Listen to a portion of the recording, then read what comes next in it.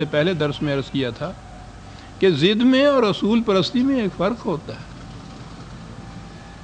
ضدی کے لیے ضروری نہیں ہے کہ وہ حق پر ہی ہو تو اس پہ اڑا ہوا ہو، وہ اپنی بات کے پچ میں اڑا ہوا ہوتا ہے، اپنی بات کے اوپر اپنی قوت کے زوم پہ اڑا ہوا ہوتا ہے،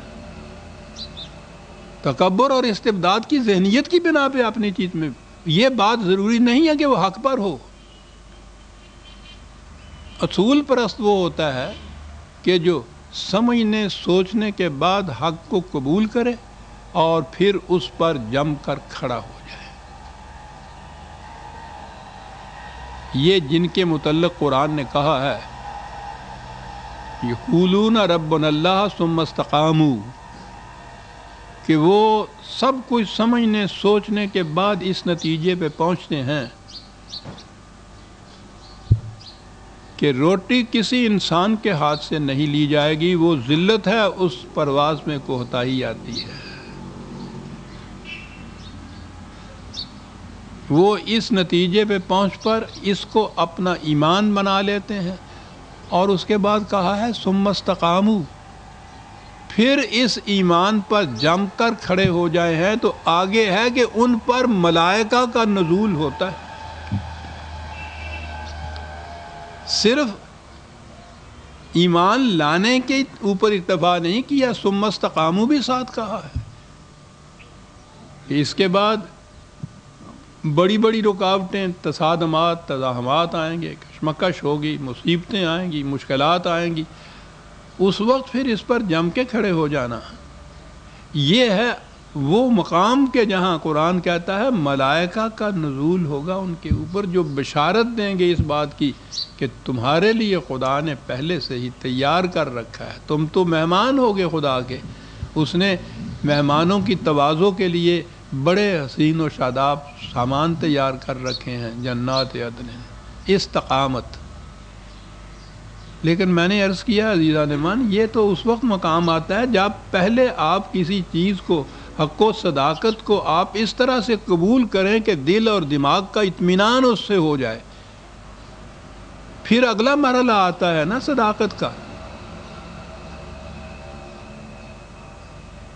ورنہ صبح کو بات کی، شام کو پھر گئے، تو یہ تو شیوا ان لوگوں کا ہے جن کو پتہ نہیں کہ ایمان اور یقین کہتے کس کو ہے۔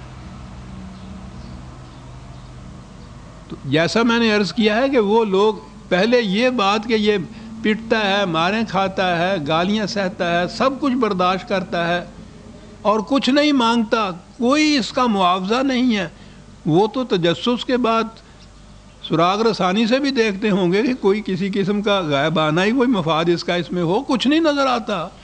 تو ایک تو اس مقام پہ وہ کہتے تھے کہ پاگل ہے جس کو آپ نے نفع نقصان کا بھی پرواہ نہیں۔ دوسری یہاں بات کہ کمپرومائز پہ ہم کہتے ہیں ہم یہ لڑائی بند کر دیں گے، یہ کشمکش ختم ہو جائے گی، یہ مصیبتیں، ان مصیبتوں کے مرحلے تمہارے سامنے سے ختم ہو جائیں گے، ہم یہ کہتے ہیں اس کو، اور یہ اس پہ بھی کہتا ہے کہ نہیں صاحب میں تو نہیں چھوڑ سکتا آپ کی، میں اس پہ ذرا کمپرومائز بھی نہیں کر سکتا تم سے۔ تو جسے ہم کہتے ہیں کہ وہ یہی کہہ کے اٹھ گئے ہوں گے کہ بڑا ہی ضدی ہے، تو اسی کے لیے لفظ پھر وہی ان کے ہاں کا ہے کہ بالکل مجنون ہے، پاگل ہے۔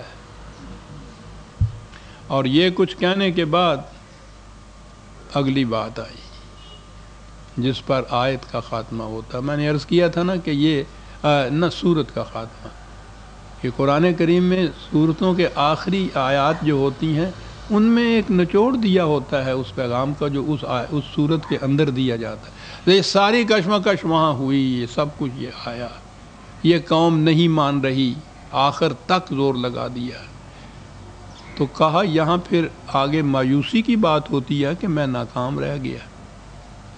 دیکھیے عزیزان من کہ کس بات کا اطمینان ہے جو دلایا جاتا ہے۔ کہا کہ یہ پیغام تمہارا اور یہ مشن تمہارا یہ محدود نہیں ہے اسی رقبے پہ، اسی وطن پہ، اسی ملک پہ، اسی قوم کے ساتھ۔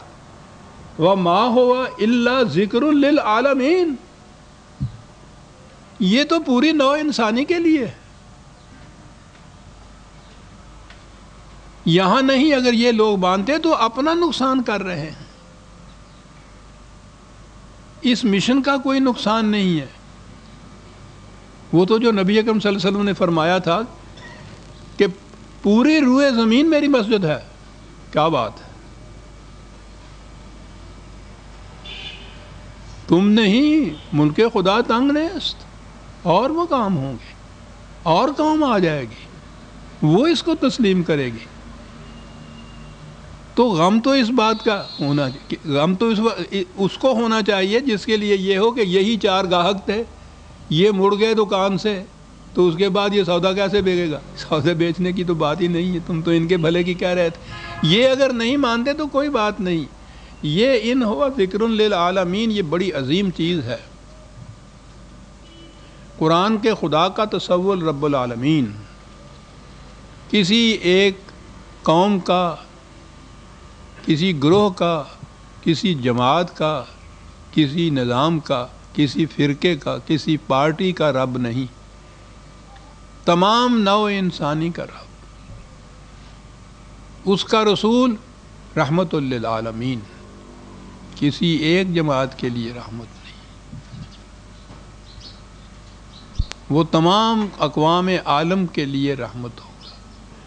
اس کا قرآن ذکر للعالمین. اب ذکر کے معنی اگر گائیڈنس یا رہنمائی یا دہانی ہے یہ بھی لیجئے، اور ذکر کے معنی اگر شرف اور اجتباء لیجئے، یہ بھی معنی ہے نا عربی زبان میں ذکر کے. تو یہ جو پوری انسانیت کے لیے باعث عزت افزائی ہوگا، باعث شرف ہوگا. تو یہ بات نہیں کہ اگر یہ قوم مخاطب مخالفت کرتی ہے اور اسے تسلیم نہیں کرتی تو اس سے یہ نظام فیل ہو جائے گا، یہ پیغام ناکام رہ جائے گا. یہ یہاں ہی کے لیے نہیں ہے، پوری نوع انسانی کے لیے، اور پھر نوع انسانی تو قیامت تک کے لیے ہے نا. ختم نبوت کے بھی معنی یہ ہیں کہ اس کے بعد اور نبی بھی نہیں آئے گا. نبوت کا اجرا رہے تو کچھ عرصے کے بعد پھر دوسرے نبی کی نبوت کا دور شروع ہو جاتا ہے. وہ ہو سکتا ہے قوم بھی اس کی دوسری ہو، ملک بھی دوسرا ہو، جماعت اپنی بھی دوسری ہو،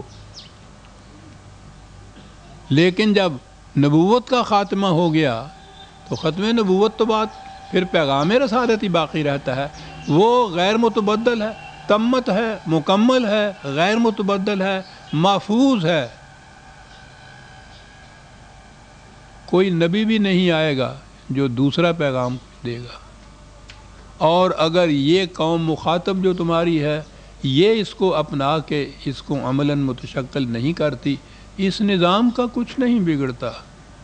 قرآن نے کئی مقامات پہ کہا ہے کہ یہ کرو گے تو یستبدل قوم، تمہاری جگہ دوسری قوم لے لے گی، اور وہ کہا ہے کہ وہ پھر تمہارے جیسی نہیں ہوگی. یعنی یہ سبسٹیٹیوشن ایسا نہیں ہے کہ اسی قسم کی ایک اور قوم آ جائے. یہ جو بزور شمشیر یا قوت کے زور پہ جو مملکتیں حاصل ہوتی ہیں، وہ تو جس قسم کی مستبد ایک قوم ہوتی ہے اس سے زیادہ مستبد دوسری قوم آتی ہے،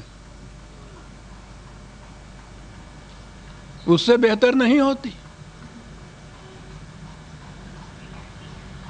لیکن وہ جو پیغام خداوندی کی روح سے جن کو یہ استخلاف فی الارض جسے کہا گیا نصیب ہوتا ہے، ایمان اور اعمال صالحہ کے نتیجے میں استخلاف فی الارض، وہ قوم ہوتی ہے جو اس سے بہتر ہوتی ہے کہ جو اپنی سرکشیوں کی وجہ سے تباہ ہوئی ہے. یہ قوم جو اس کی جگہ لیتی ہے اسے کہا جائے گا کہ یہ اس سے بہتر قوم آئی ہے. اور کہا یہ کہ یہ تو پھر اس طرح سے قیامت تک کے لیے جاری ہے. یہ جو عام طور پر ہمارے ہاں کہتے ہیں، یہ بات حقیقت ہے کہ مسلمانوں کی آبادی بھی دنیا میں اتنی ہے، اور ان کی کہا جاتا ہے 40 سے بھی زیادہ آزاد مملکتیں اپنی ہیں. لیکن تمام مملکتوں کی کیفیت یہ ہے کہ وہ دوسروں کی دست نگر ہیں، ذلیل ہیں، محتاج ہیں. یعنی ایسی دوہری غلامی ان کے ہاں ہے کہ اپنی مملکت، اپنی حکومت جہاں ہے وہاں کے رعایا اپنے ہاں کے جتنے صاحب اقتدار حاکم ہیں وہ ان کی غلام، اور یہ